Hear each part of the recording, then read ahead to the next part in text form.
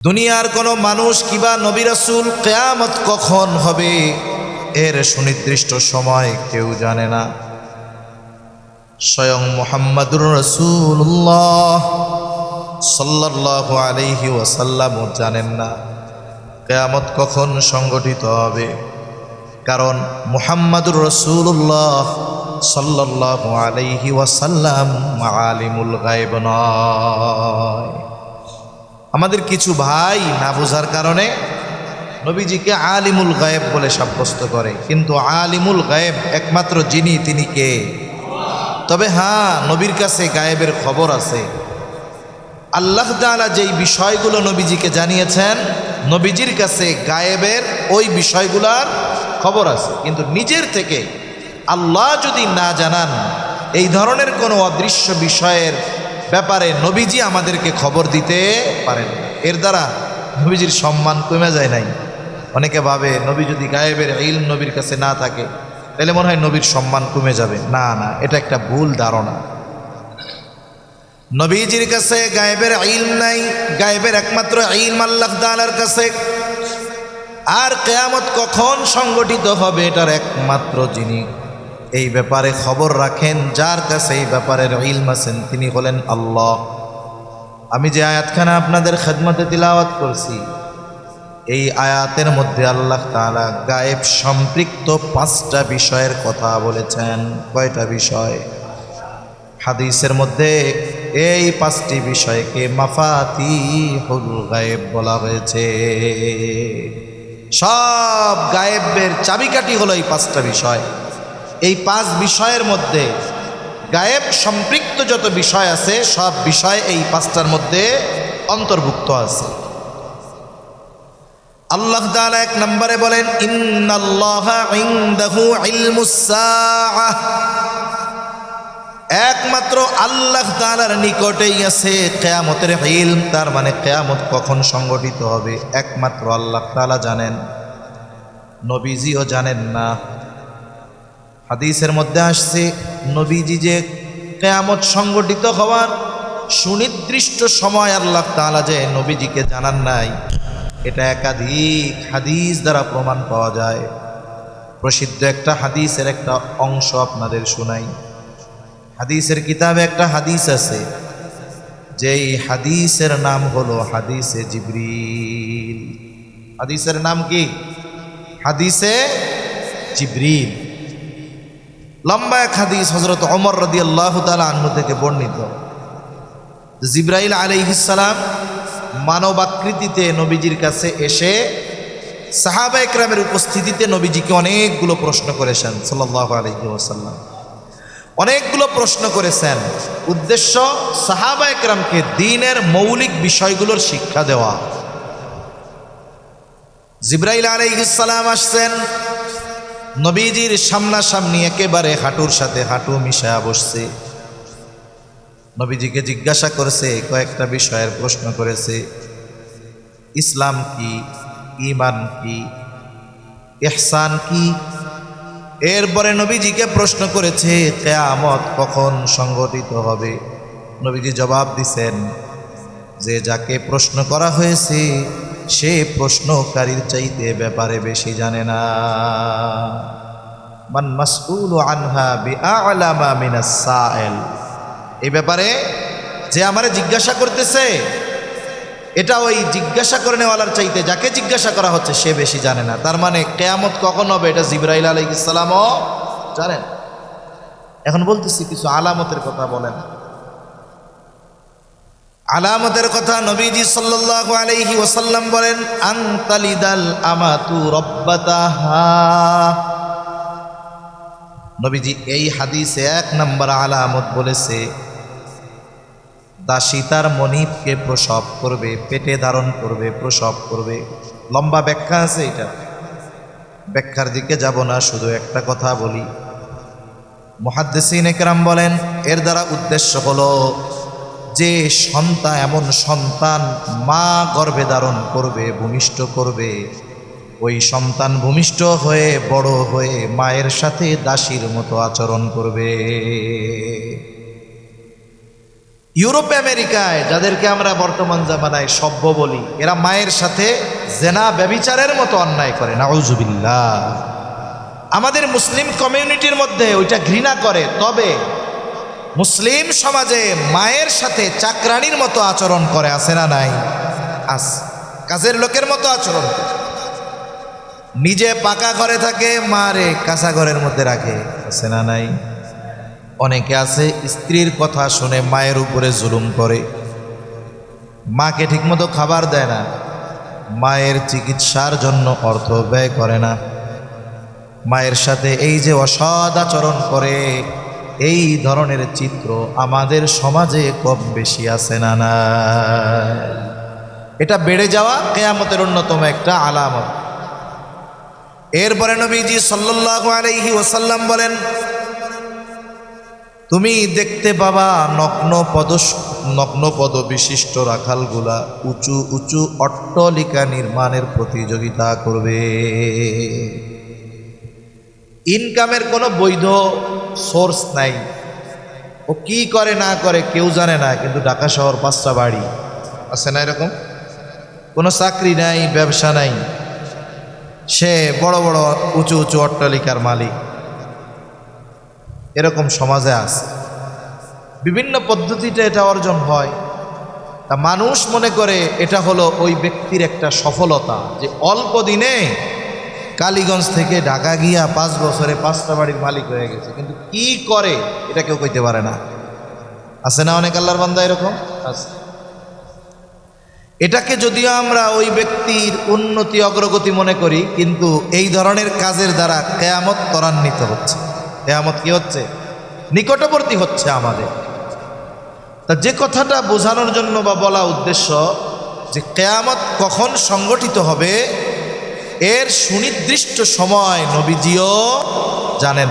তবে কোরআন হাদিসে বিশেষ করে নবীজি সাল্লাল্লাহু আলাইহি ওয়াসাল্লাম কোন জিনিসগুলো সংগঠিত না হওয়া পর্যন্ত কিয়ামত হবে না এরকম বিষয়গুলোর কথা নবীজি আমাদেরকে জানিয়ে দিয়েছেন। এই রকম কয়েকটা বিষয় নিয়ে একটা হাদিস আপনাদের খেদমতে পাঠ করছি। قال رسول الله صلى الله عليه وسلم لا تقوم الساعة حتى يقبض العلم। নবীজি সাল্লাল্লাহু আলাইহি ওয়াসাল্লাম বলেন, কিয়ামত ততক্ষণ পর্যন্ত সংগঠিত হবে না যতক্ষণ না ইলম উঠায়া নেওয়া হবে।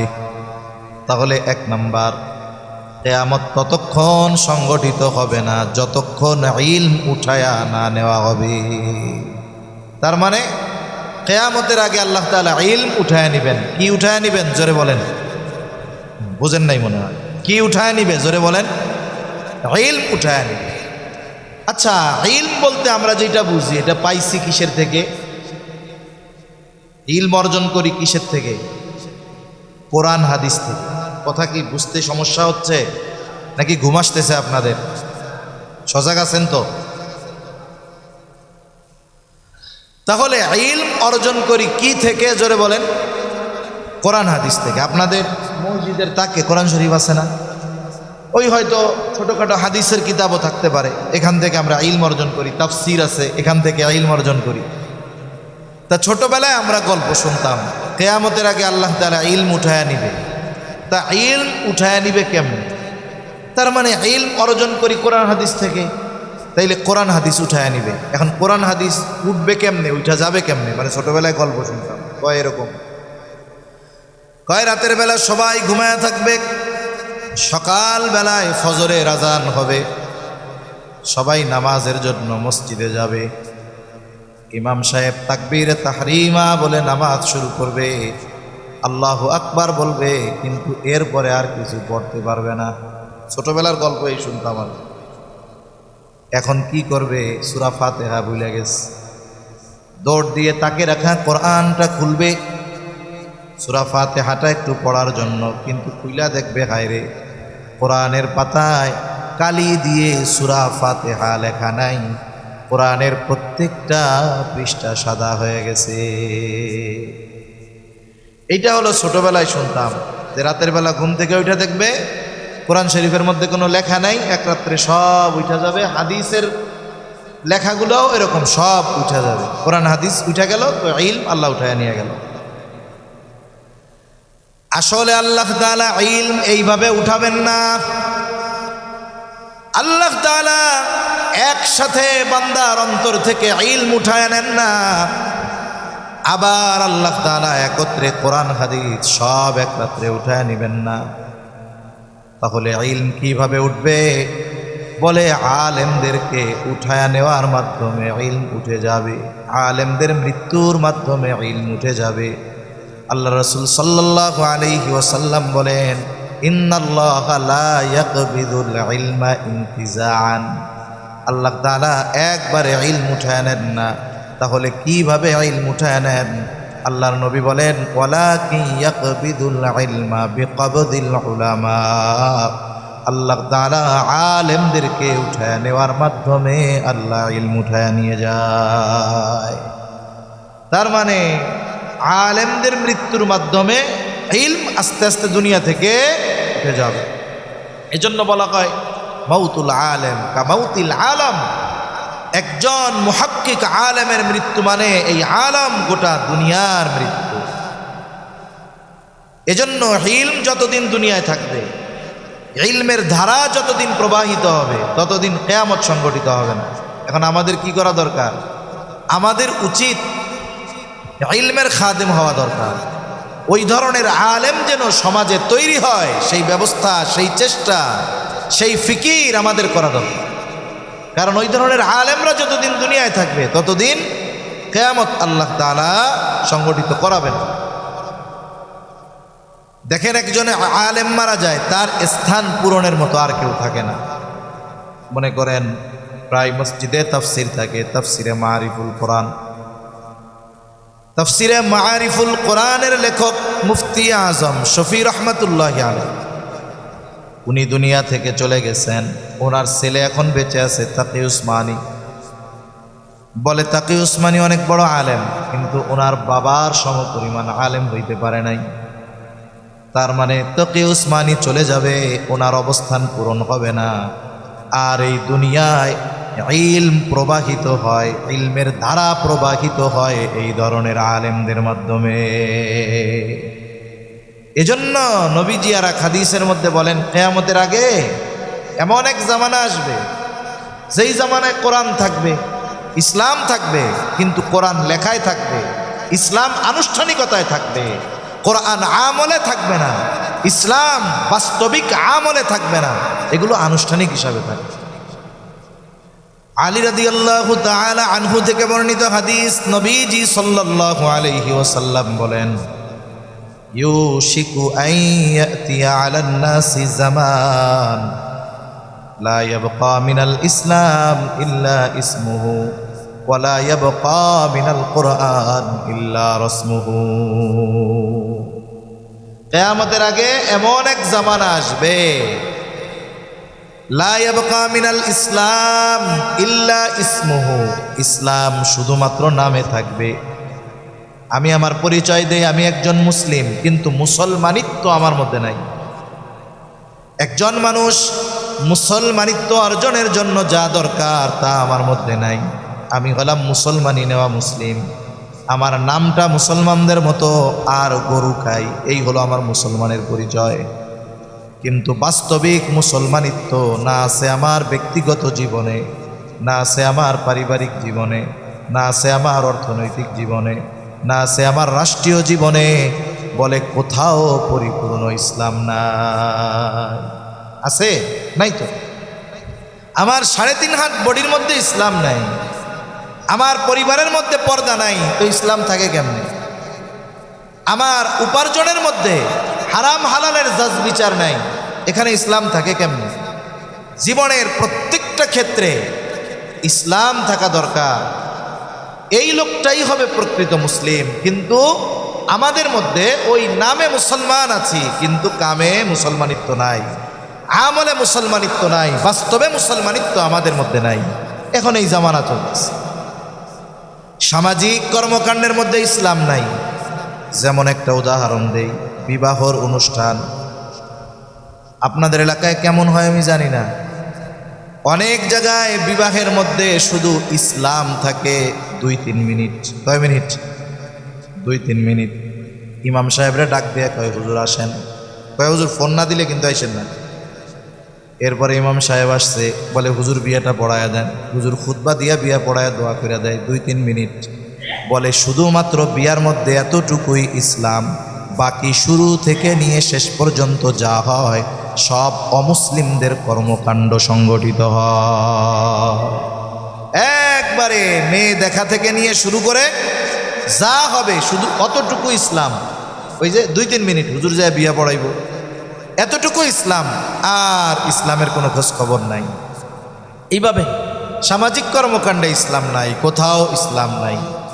নবীজি ওই জামানার কথা বলছে। এখন আপনার আমার কি মনে হয়, সেই জামানা মোটামুটি মনে হয় চলতেছে, ঠিক কিনা বলেন? চলতেছে। এরপরে নবীজি বললেন ওয়ালা ইয়াবকা মিনাল কুরআন ইল্লা রাসমুহু, কোরআন শুধু লেখায় থাকবে, কোরআনের আমল মানুষের মধ্যে থাকবে না। কোরআনের অনেক কারি হয়, অনেক হাফেজ হয়, সুললিত কণ্ঠের তিলাওয়াত আমরা শুনি, কিন্তু বাস্তবিক অর্থে কোরআনের আমল তো বহুদূর। এখন তো এমন এক জামানা যে অনেক বাড়িতে মাসের পর মাস কোরআনের তিলাওয়াত হয় না। আগে প্রত্যেক বাড়িতে কম বেশি সকালবেলায় মানুষেরা ভুল পড়ুক আর শুদ্ধ পড়ুক, ছোটরা সবাই মক্তবে যাইত, বাড়ির মুরব্বীরা কমপক্ষে কোরআনটা খুইলা পড়তো, শুদ্ধ হোক চাই অশুদ্ধ পড়তো। এখন কোরআন তিলাওয়াত বাড়িতে নাই বললেই চলে। ফজরের পরে হাঁটা দিলে প্রত্যেক বাড়িতেই গুনগুন গুনগুন আওয়াজ পাওয়া যাইত কোরআন তিলাওয়াতে। আমল তো বহুদূর, এখন তিলাওয়াতও নাই আমাদের মধ্যে। অনেক বাড়িতে এমন হয় কেউ না মরা পর্যন্ত কোরআন বাইরি করে না, আছে না অনেক বাড়িতে? তারা মনে করে কোরআন হলো এমন এক কিতাব যেটা মানুষ মরলে বই পড়তে হয়। অথচ কোরআনুল কারীম ছিল আমাদের জন্য পথ প্রদর্শক, হুদাল্লিল মুত্তাকিন। কোরআন ছিল আমাদের জন্য গাইড, আমাদের জন্য পথ নির্দেশনা। সেই কোরআন আমল তো বহুদূর, সেই কোরআন তিলাওয়াত এখন আমাদের মধ্য থেকে উঠে গেছে। এখন বলেন, নবীজি বলছে যে ওই এক জামানা আসবে কোরআন শুধু লেখায় থাকবে, আমলে থাকবে না। সেই জামানা কম বেশি চলতেছে নাকি চলতেছে না? চলতেছে। এইভাবেই ইলম উঠে যাবে। এভাবেই কি উঠে যাবে? ইলম এক সময় উঠে যাবে। কোরআন হাদিস থাকবে ঠিক, কিন্তু কোরআন হাদিস বোঝানোর মতো, বোঝার মতো ব্যক্তি দুনিয়ায় থাকবে না। তখন কি হবে? মূর্খরা সমাজের নেতৃত্ব দিবে। অনলাইনে সব ধরনের উত্তর আছে না, বিভিন্ন ধরনের উত্তর আসছে, দেখা যায় একটা আর একটার বিপরীত। এখন লাস্টেও কয় দূর হুজুর মধ্যে শুধু কামড়া কামড়ি, নিজের মন মতো এখন যেটা চাই ও আর একটা ফতোয়া বানায় নেয়। এজন্য মাসালা জানার ক্ষেত্রে আপনার মসজিদের ইমামের কাছে আসবেন। আপনি আপনার আশেপাশে বড় মাদ্রাসা থাকলে যদি ফতোয়া দরকার হয় সেখানের ফতোয়া বিভাগে যাবেন। এই জন্য মাসালা জানার জন্য মুহাক্কিক উলামা ইকরামের কাছে যাওয়া দরকার। কিন্তু এখন আমরা উলামা ইকরাম থেকে দূরে। আরে এমনও তো অনেক এলাকায় আছে পিছনে নামাজ পড়ে ইমামের, আর মনে মনে গালাগালিও করে ইমামরে, আছে না নাই বলেন? আছে। অথচ একটা সময় সমাজের মানুষ তাদের জীবনের গুরুত্বপূর্ণ বিষয়গুলো ইমাম সাহেবের সাথে পরামর্শ করে করত। আমার দাদা এক মসজিদের ইমাম ছিলেন, আলেম ছিলেন না, আলেম ছিলেন না, মোটামুটি তিলাওয়াত শুদ্ধ ছিল, আগের জামানায় লেখাপড়া কিছু করছেন। উনি এক মসজিদের ইমাম ছিলেন। ছোটবেলায় আমার খেয়াল আছে যেগুলো, আর মানুষেরা ছেলে বিয়ে দিবে, মেয়ে বিয়ে দিবে, আগে আসতো মুন্সি সাহেব আপনি একটু কম তো, অমুক গ্রামের অমুক ছেলে আমার মেয়েটারে বিয়ে করতে চায়, আপনার জানা আছে নাকি যে উনি কেমন? আপনি যা বলেন তাই হবে। মানে শুধু হুজুরে দিয়া 2 মিনিটে বিয়া পড়াইতো না, বিবাহ দিবে কিনা এটাও আইসা হুজুরের সাথে পরামর্শ করছে। এখনকার জামানা কি হয়েছে? এই যে ব্যক্তিগত হোক, সামাজিক হোক, দিনই হোক, যে কোনো বিষয় ইমাম সাহেবের জিজ্ঞাসা করে না, ইমাম সাহেবের সাথে দূরত্ব। এটা অধিকাংশ মসজিদে এই অবস্থা। অথচ উচিত কি ছিল যে আমার জীবন ঘনিষ্ঠ দ্বীনের সাথে সম্পৃক্ত বিষয়গুলো নিয়ে আমি ইমাম সাহেবের সাথে পরামর্শ করব। আমাদের সমাজে মানুষ মনে করে আমরা ইমাম আর মুয়াজ্জিনকে রাখছি শুধুমাত্র 5 ওয়াক্ত নামাজ পড়াবে, মসজিদ পরিচ্ছন্ন রাখবে খাদেমরা, আর মুয়াজ্জিন যদি টাইম মতো আজান না দেয়, নামাজ না পড়লেও জানলা দিয়ে এসে 2-4টা ধমক দেওয়া যাবে। আছে না এরকম অনেক মানুষ? মসজিদে নামাজ কালাম পড়তে আসে না ঠিক, কিন্তু মুয়াজ্জিন আজান যদি একটু আগে পরে দেয়, ওই হুজুর বেতন দিয়ে রাখছি, খালি খালি টাইম মতো আজান দেন না কে, অথচ নামাজে আসে না। আছে না নাই এরকম? এজন্য শুনেন, আমাদের উলামা ইকরামের সাথে সম্পৃক্ততা বাড়াতে হবে। তাহলে কি হবে? তাদের ইলমের কিছু নূর আমাদের অন্তরের মধ্যে আসবে। এই যে ব্রিটিশরা এই দেশ শাসন করার জন্য যতগুলো রুলস তারা প্রয়োগ করছে, এর মধ্যে তাদের একটা রুলস, একটা স্কিম ছিল সাধারণ মুসলমানদেরকে আলেম থেকে দূরে সরায় দেওয়া। আলেম থেকে দূরে সরায় দেওয়া, তাদের মধ্যে এই চিন্তাধারা ঢুকায় দেওয়া, আরে কোরআন হাদিস পড়লে তুই কত বুঝবি। এই জন্য অনেক মানুষ বলে না, হুজুর পড়ছে তাদেরকে, আমরাও কিছু স্টাডি করছি। তো অনেকে কয় না এরকম স্টাইল দিয়ে কয়েন যে হুজুর আমিও কিন্তু কিছু স্টাডি করি। স্টাডি করো।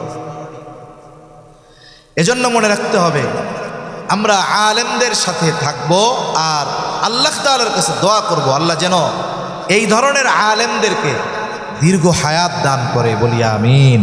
সাথে সাথে আমাদের এলাকা থেকেও, প্রত্যেক ঘর থেকেও যেন ওই রকম একজন আলেম তৈরি হয়, যেই আলেমগুলার ইলমের কারণে আল্লাহ তাআলা কিয়ামতকে দূরে সরায় রাখবে। আল্লাহ তৌফিক দান করেন। তাহলে কিয়ামতের আগে আল্লাহ তাআলা ইলম উঠায় নিয়ে যাবেন।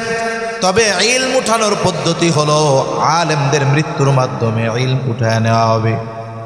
2 নাম্বার, নবীজি সাল্লাল্লাহু আলাইহি ওয়াসাল্লাম বলেন, ততক্ষণ পর্যন্ত কিয়ামত সংগঠিত হবে না যতক্ষণ না বেশি বেশি ভূমিকম্প হবে। ওয়া তাকসুরুজ জালাজিলু, ততক্ষণ কিয়ামত সংগঠিত হবে না যতক্ষণ না জালজালা বেড়ে যাবে, ভূমিকম্প বেড়ে যাবে। কিয়ামতের আগে ভূমিকম্প খুব বেশি বেশি হবে। বর্তমান সময়ে গোটা দুনিয়ায় 20-25 বছর আগের তুলনায়ও ভূমিকম্প বেশি হইতেছে। পৃথিবীতে প্রতিনিয়ত ছোট ছোট ভূমিকম্প হতে থাকে, কিন্তু আমরা অনুধাবন করি না।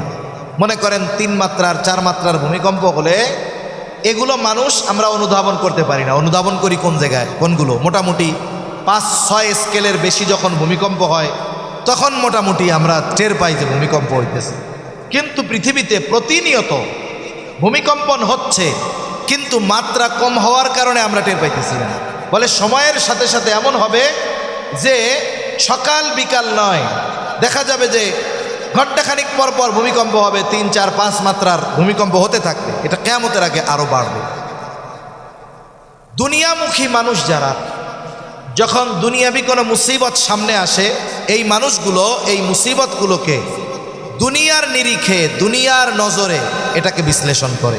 যেমন ভূতাত্ত্বিক যারা, এরা ভূমিকম্প বেড়ে যাওয়ার কারণ হিসাবে বলে যে আন্তর্মহাদেশীয় টেকটনিক প্লেট না কি আছে, তাই না? এটার নড়াচড়ার ফলে ভূমিকম্প হয়। নড়ে চড়ে কত? বলে 15-20 ফিট না, কয়েক ইঞ্চি নড়াচড়া হয়। এই জন্য পৃথিবীতে প্রকম্পন সৃষ্টি হয়ে যায়। কয়েক ইঞ্চি, কয়েক সেন্টিমিটারের নড়াচড়ায় বলে এইরকম প্রকম্পন হয়। এই থাইল্যান্ডে কিছুদিন আগে ভূমিকম্প হয়েছে, কি অবস্থা! এর আগে ইন্দোনেশিয়ায় হয়েছে, কি অবস্থা! আফগানিস্তানে হলো, কি অবস্থা ভূমিকম্পে! এর আগে তুরস্কে হয়েছে কয়েক বছর আগে, কি করুণ অবস্থা ভূমিকম্পে! এই দুনিয়ামুখী মানুষগুলো এই ভূমিকম্পটাকে জাগতিক কারণ দ্বারা বিশ্লেষণ করতে চায়, কিন্তু যারা ইমানদার এরা শুধু এই মুসিবতকে জাগতিক নজরে দেখবে না, বরং কোরআন হাদিসে এই ব্যাপারে কোনো তথ্য আছে কিনা এটাও তারা খেয়াল করে। ঠিক কিনা বলেন? এই যে ভূমিকম্প, এটা জমিনের এক মুসিবত, বিপদ।